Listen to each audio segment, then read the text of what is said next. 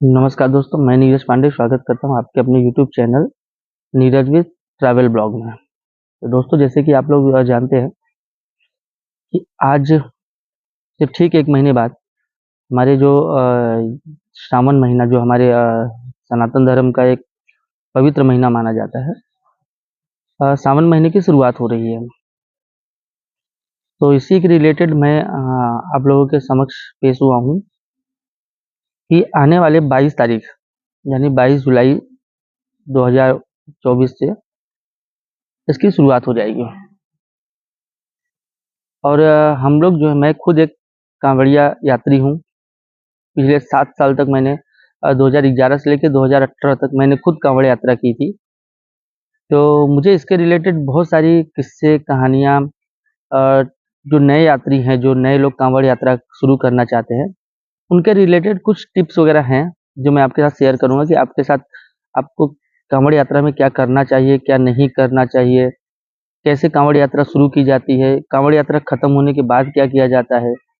तो ऐसे रिलेटेड कुछ कहानियाँ हमारे पास हैं। और जो किस्से भी हैं इसमें, जो मैंने 7 साल तक यात्राएँ की है, तो कुछ है तो ऐसे ही आपको 1 महीने तक आने वाले भी रोज़ एक कहानी और रोज़ एक टिप्स की, मतलब किस तरीके से चलना है होता है, क्या खाना होता है, क्या पीना होता है, कितने दिन पहले हमें चप्पल या जूते छोड़ दिए जाते हैं। तो इन सब चीज़ों के बारे में मैं आपको इन्फॉर्मेशन दूँगा ये यूट्यूब चैनल पे। तो मेरे यूट्यूब चैनल को देखने के लिए आप लोग लाइक कर लीजिए, सब्सक्राइब कर लीजिए, क्योंकि अगले 2 महीने तक, 1 महीना तो मैं यहाँ पे हूँ जहाँ तक, तो मैं ये आपके साथ में शेयर करूँगा। और दूसरा जो होगा कि आने वाले जो 22 जुलाई से लेके 15 अगस्त तक जो है, मैं यूपी में रहूँगा अपने गाँव में, और यात्रा भी करने जाऊँगा जिस दिन। तो मैं पूरे यात्रा की स्टार्टिंग कैसे की जाती है, इन सब चीज़ों को मैं आप लोगों को बताने की कोशिश करते रहूँगा। और सबसे बड़ी बात है कि मैं एक काँवड़ यात्री हूँ, तो मुझे जितनी नॉलेज है, जितनी जानकारी मुझे है, उतनी जानकारी तो मैं आपको दे सकता हूँ। क्योंकि 1 साल का एक्सपीरियंस नहीं, पिछले 7 सालों का एक्सपीरियंस है। कुछ मन्नतें थी, जो मन्नत पूरी होने के बाद मैंने ये यात्रा शुरू की थी, और पूर्ण रूप से मैंने ये यात्रा कंप्लीट भी की 7 साल। अब इन 7 सालों में मैंने बात करें तो मैं कहाँ-कहाँ यात्रा किया हूँ, तो मैं इलाहाबाद, प्रयागराज, जो आज का प्रयागराज है, त्रिवेणी संगम से बनारस तक की यात्रा मैंने किया है। यानी मणिकर्णिका घाट वगैरह जो है वहाँ पे, वो सब मैंने कवर कर चुका हूँ। दूसरी यात्रा मैंने की है सुल्तानगंज, जो बिहार से चल के झारखंड के बैजनाथ धाम यानी बैजू बाबा जो बोला जाता है, ये भी यात्रा मैंने की है। तो ये यात्रा मैंने 2 बार की है, और ये मैंने 7 बार की है। मतलब 5 बार ये की है, 2 बार वो की है। 2 बार मैंने बिहार वाली यात्रा की, और 5 बार मैंने इलाहाबाद से बनारस की यात्रा की है। तो हमारे टाइम पे क्या हुआ तो होता था वो चीज़, क्योंकि हम जब यात्रा करना शुरू किए थे, तो उस समय पे अ, आपको पता ही होगा कि बहुत सारे लफड़े भी हुए हैं, और यात्रा भी हमने अच्छी तरीके से कंप्लीट भी की। वो भी वीडियोज़ वो जो भी है, मैं आपको दिखाने की कोशिश करूँगा। और अब क्या हो रहा है, इसके बारे में आपको बताने की पूरी कोशिश करूँगा। तो दोस्तों, आप लोग ये सब वीडियो देखने के लिए, क्योंकि अभी 1 महीना में कुछ किस्से, कहानियाँ जो हमने सुनी है वहाँ के बारे में, या फिर मैंने जो देखी, मैंने जो अनुभव किए हैं, वो सब चीज़ें, पैरों में छाले कैसे पड़ते हैं, उससे बचने के लिए हमें क्या करना चाहिए, कपड़े कितने ले कितन कितने मतलब किस प्रकार के कपड़े लेने चाहिए, इन सब चीज़ों को मैं आपको डेली अपने ब्लॉग के माध्यम से आप लोग तक पहुँचाता रहूँगा, कि जो कम से कम जो पुराने काँवरिया, वो तो समझते हैं कि उनको क्या करना चाहिए, कैसे जाना चाहिए। लेकिन जो नए काँवरिया हैं, वो क्या करना है करें, वो कैसे जाएँ, तो इसके रिलेटेड मैं आप लोगों को ये इन्फॉर्म करते रहूँगा। पिछले में अगले महीने की मेरे अगर मैं अपने हिसाब से, मेरा सब कुछ सही रहा, तो 21 या 22 को मैं यहाँ से निकलूँगा।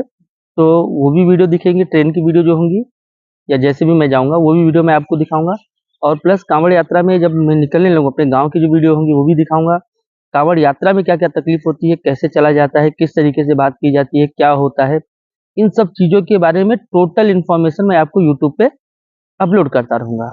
और जो हम लोग खेल वगैरह खेलते हैं, अभी बहुत लोगों को नहीं पता होगा, कि आपको मैं बता दूँ कि जो काँवड़ यात्रा में चला जाता है, जो चलना होता है, ये सुबह 4 बजे से दोपहर के 9-10 बजे तक।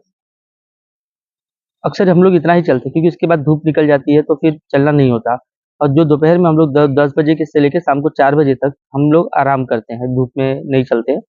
फिर 4 बजे से रात को 9-10 बजे तक जितना चल सकते थे हम लोग उतना चलते हैं, और फिर हम लोग जो है आराम करते हैं। तो पैदल चलना मतलब एक दिन में हम लोगों का जो अंदाज़ा होता है 25 से 30 से 35 किलोमीटर, 25, 30, 35 किलोमीटर तक हम लोग डेली चलते हैं। स्टार्टिंग जब हम करते हैं तो हमें मालूम है कि हम 35 किलोमीटर तक डेली हमको चलना होता है, लेकिन जैसे-जैसे हम वहाँ नज़दीक पहुँचते हैं, बनारस के आस-पास, तो ये समझ के लीजिए कि धीरे-धीरे हम उतना नहीं, कैपेसिटी नहीं होती उतनी चलने की, क्योंकि ये साल में एक ही बार हम लोग 5-7 दिन के लिए चलते हैं, बाकी तो हमारा काम जो होता है तो आपको पता ही है कि या बाइक से या गाड़ियों से चलते हैं तो उतनी कैपेसिटी नहीं होती। तो एक दिन समझो हमने 35 चल दिया, तो दूसरे दिन बहुत भी किए तो भी दूसरे दिन ही 35 चल देंगे, लेकिन तीसरे दिन हम 35 नहीं चल सकते।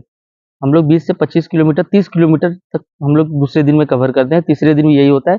लमसम चौथे दिन तक हमारा जिस दिन हम लोग विसर्जन जलाभिषेक करना होता है, उस दिन हम लोग चलते हैं। मेरे जहाँ तक मेरा अंदाज़ा है कि 10 से 12 किलोमीटर ही हम चल पाते हैं। और जब जलाभिषेक होने के बाद जो होता है कि हमको हमारी हालत इतनी ख़राब होती है कि घूमने के बजाय हमें ये होता है कि चलो हम कैसे भी करके घर बस पहुँच जाएँ। तो ऐसी कहानियाँ कुछ है हमारे पास भी, जो मैं आपको बताने की कोशिश करूँगा। तो आप लोग मेरे चैनल, यूट्यूब चैनल पे जाइए और सर्च कीजिए यूट्यूब पे नीरज विद जंगल या नीरज विद ट्रैवल ब्लॉग। तो आपको मेरे जो चैनल है वो दिख जाएँगे। क्योंकि ये चैनल में मेरा ऐसा चैनल नहीं है कि मैं किसी एक टॉपिक को लेके मैं उस पे बात करूँ, नहीं।